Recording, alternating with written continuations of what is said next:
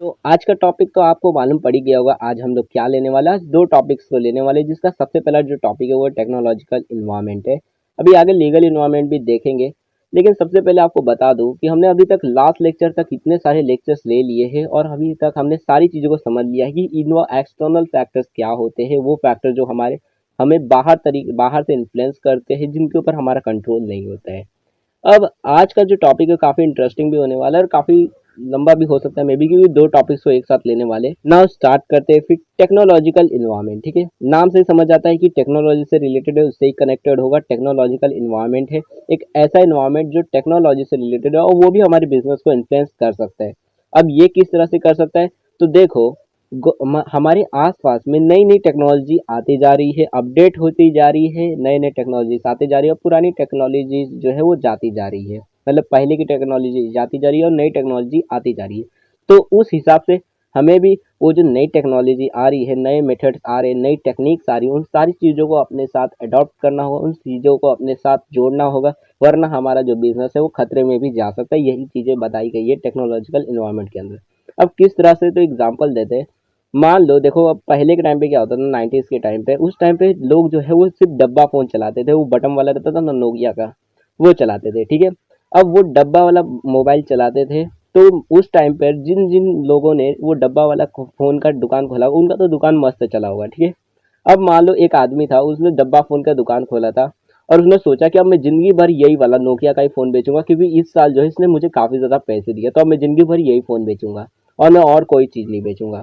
ठीक है, अब उसने अगले साल भी यही बेचा, उसके अगले साल भी बेचा और लगातार यही बेचते रहा। ठीक है, अब आया क्रेज स्मार्टफोन का। अब लोग डब्बा फोन छोड़ दिया, अब स्मार्टफोन लेने लगे। लेकिन वो आदमी अभी भी वही डब्बा फोन बेच रहा है, तो अब बताओ क्या उसका बिजनेस चलेगा? अगर वो नई टेक्नोलॉजी को अडॉप्ट नहीं करता है, यानी स्मार्टफोन को नहीं बेचेगा और सिर्फ वो डब्बे फोन को ही बेचेगा, तो क्या उसका बिजनेस चलेगा? बिल्कुल नहीं चलेगा। सवाल जवाब बिल्कुल ईजी है कि उसका जो बिजनेस है, क्योंकि लोग अब नई टेक्नोलॉजी को चाहते हैं, पुरानी टेक्नोलॉजी को भूल चुके हैं, तो अब आपको अब वो जो पुरानी टेक्नोलॉजी है वो कोई नहीं लेना चाहेगा। तो इस वजह से आपको नई टेक्नोलॉजी के साथ अपने आप को अपडेट करते रहना चाहिए, वरना आपका बिजनेस काफ़ी ज़्यादा खतरे में पड़ सकता है। और नई टेक्नोलॉजी का काफ़ी ज़्यादा फायदा रहता है, क्योंकि नई नई टेक्नोलॉजीज की वजह से हमारा जो बिजनेस है काफ़ी जल्दी और काफ़ी फास्ट ग्रो भी हो सकता है। ठीक है, तो यही सारी चीज़ें बताई गई है कि टेक्नोलॉजिकल इन्वायरमेंट के हिसाब से, यानी कि हमें ये समझना होगा कि नई नई जो टेक्नोलॉजीज आ रही है, नई नई जो मेथड्स आ रहे हैं, नई नई टेक्निक्स आ रही है, उन सारी चीज़ों को अपने प्रोडक्शन या फिर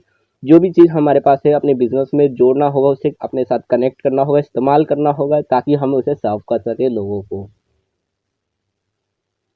नाउ अब आपको ये तो समझ आ गया होगा कि टेक्नोलॉजिकल इन्वायरमेंट क्या होता है। अब हमारा नेक्स्ट टॉपिक वो देख लेते हैं, जो है लीगल इन्वायरमेंट। तो स्टार्ट करते हैं फिर लीगल इन्वायरमेंट क्या होता है। तो देखो, ये भी काफ़ी इजी और एकदम ज़्यादा कॉम्प्लिकेटेड नहीं है। लीगल इन्वायरमेंट का बेसिकली ये मतलब है, ये वो इन्वायरमेंट है जो लीगल यानी लॉ से रिलेटेड हो, जो भी गवर्नमेंट, जो भी हमारी कंट्री की जो नियम कानून होते हैं उससे रिलेटेड है ये। ठीक है, इन्वायरमेंट। अब मान लो अमेरिका में कोई आदमी है, ठीक है, मैं एग्जांपल दे रहा हूँ। अमेरिका में कोई आदमी है और वो चाहता है कि मैं इंडिया के अंदर महाराष्ट्र में एक बिजनेस खोलना चाहता हूँ। ठीक है, महाराष्ट्र में मुंबई में एक बिजनेस खोलना चाहता हूँ, मस्त सा। ठीक है, उसने सोचा मैं कपड़े का बिजनेस खोलूंगा इंडिया के अंदर, एक बड़ी सी दुकान खोलूंगा और मॉल खोलूंगा और वहां पर अपना बिजनेस करूंगा। अब अमेरिका से वो इधर आया और सीधा अपनी दुकान लगाई और वहां पर अपना एक कंपनी, मतलब दुकान बनाकर अब वहां पर अपना जो काम वो स्टार्ट कर दिया। ठीक है, अब बताओ, क्योंकि वो इंडिया में आया है, इंडिया के अंदर महाराष्ट्र में वो अपनी मतलब ऑर्गेनाइजेशन बिजनेस चला रहा है, तो क्या उसे इंडिया के लॉ मानने नहीं पड़ेंगे? इंडिया के जितने भी नियम कानून होंगे उसे मालूम फॉलो करना पड़ेगा कि नहीं करना पड़ेगा? बिल्कुल करना पड़ेगा। अगर इंडिया में कोई भी लॉ है उस पर्टिकुलर बिजनेस के लिए कि अगर आप ये बिजनेस करते हो तो आपको ये चीज़ें फॉलो करनी पड़ेगी, आपको ये जो भी नियम कानून है इन सारी चीज़ों को फॉलो करना पड़ेगा, तभी आप अपने बिजनेस को कर सकते हो। जैसे एग्जांपल देते, अगर किसी को इंडिया के अंदर कंपनी खोलनी होती है तो उसे कंपनीज एक्ट 2013, ये जो नियम, इसका ये जो एक्ट है, इसे फॉलो करना पड़ता है और इसके हिसाब से हमें आरओसी के पास जाकर अपना रजिस्ट्रेशन करवाना पड़ता है अपनी कंपनी का, और काफ़ी एक्सपेंसिव भी रहता है। तो अगर आप ये सोचते हो कि उतना पैसा कौन खर्च करेगा, एक काम करता हूँ कंपनी खोल लेता और रजिस्ट्रेशन ही करवाता, तो उसके वजह से आपके ऊपर लीगल इश्यूज भी हो सकते हैं और कार्रवाई भी हो सकती है। तो इसके वजह से क्या हो सकता है, आपका बिजनेस जो है अफेक्ट पड़ सकता है। शॉर्ट टर्म में नहीं हो सकता अभी आपको गवर्नमेंट को मालूम ना पड़े कि आप जो भी मतलब नियम कानून है उससे फॉलो नहीं कर रहे हो, लेकिन बाद में जब मालूम पड़ेगा तो काफ़ी ज़्यादा आपको पेनल्टी भरनी पड़ सकती है। तो इसी को हम लीगल इन्वायरमेंट कहते हैं, जिसकी वजह से हमारा बिजनेस जो है वो खतरे में भी जा सकता है और ऐसा भी हो सकता है कि हमारे बिजनेस को हमें बंद भी करना पड़ सकता है। अगर हमें जो भी पर्टिकुलर जगह पे हम अपना बिजनेस खोलना चाहते हैं, अगर उस जगह के लॉ के बारे में हमें नॉलेज नहीं होगी, तो काफ़ी ज़्यादा इंपॉर्टेंट हो जाता है कि लीगल इन्वायरमेंट के बारे में हमें पता रहना चाहिए, जो भी पर्टिकुलर एरिया में हम अपने बिजनेस को स्टार्ट करने वाले या फिर किसी भी कंट्री के अंदर करने वाले हैं। अब ऐसा नहीं है कि सिर्फ कंट्री के नियम कानून को हमें फॉलो करना रहता है, और भी काफ़ी सारे नियम कानून होते हैं जो स्टेट्स के होते हैं। जैसे मान लो अब इंडिया के अंदर आप कंपनी एक्ट 2013 तो नियम कानून फॉलो करोगे ही, उसके साथ ही साथ अगर किसी स्टेट मतलब मान लो आप किसी ना किसी स्टेट में ही तो अपना कंपनी खोलोगे, मान लो आप महाराष्ट्र के मुंबई में खोल रहे हो, ठीक है। तो अब महाराष्ट्र के अगर कोई सेपरेट अलग से कोई एक्ट होगा, नियम कानून होगा कि आप अगर आप महाराष्ट्र में कंपनी खोलना चाहते हो तो आपको महाराष्ट्र के ये सारे नियम कानून भी फॉलो करने पड़ेंगे। तो आपको उस टाइम पर कंट्री के भी नियम कानून फॉलो करने होंगे और कंट्री के साथ में जो उसका सब पार्ट है यानी कि उसका जो स्टेट है उसके भी नियम कानून फॉलो करने पड़ेंगे। यानी काफ़ी सारे लॉज जो होंगे उन सारी चीज़ों को आपको फॉलो करना पड़ेगा, और अगर आप फॉलो नहीं करते हो तो आपका बिजनेस खतरे में जा सकता है, ठीक है। तो ये सारे जो बेसिकली बिजनेस फॉर्म होते हैं, ये सब के सब जितने भी नियम कानून हैं उन सबको फॉलो करना पड़ता है, तभी जाकर उनका बिजनेस जो है वो सही तरीके से एक लॉफुल बिजनेस बन पाता है। और अगर उस लीगल फॉर्मेलिटीज़ को पूरा नहीं करते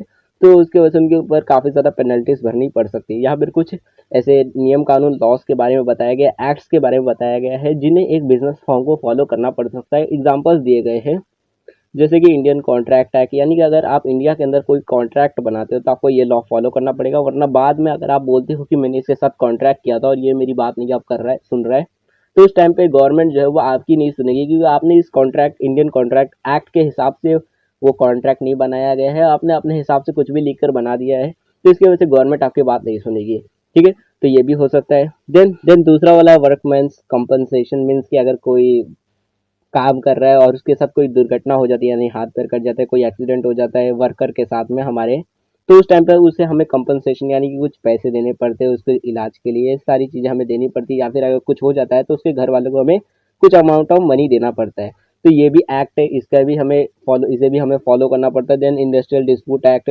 1947, then standard of weight and measure act 1969, consumer protection act 1986, competition act 2002, ये सारे कुछ एक्ट से नियम कानून है जिसे एक कंपनी या फिर एक ऑर्गेनाइजेशन को फॉलो करना पड़ता है अगर वो चाहता है कि मुझे एक बिजनेस खोलना है इंडिया के अंदर, ठीक है। ये सारे इंडिया के लॉ है, इंडिया के एक्ट है जिसे हर एक कंपनी को फॉलो करना पड़ता है अगर वो इंडिया के अंदर अपनी कंपनी खोलना चाहता है, ठीक है। ये तो कुछ मतलब थोड़े बहुत एक्ट्स के बारे में बताया गया है जो बेसिकली आपको एग्जाम्पल्स के लिए दिया गया है, लेकिन ऐसे काफ़ी सारे एक्ट्स होते हैं, नियम कानून होते हैं जो हर एक बिजनेस फॉर्म को फॉलो करने पड़ते हैं, ठीक है।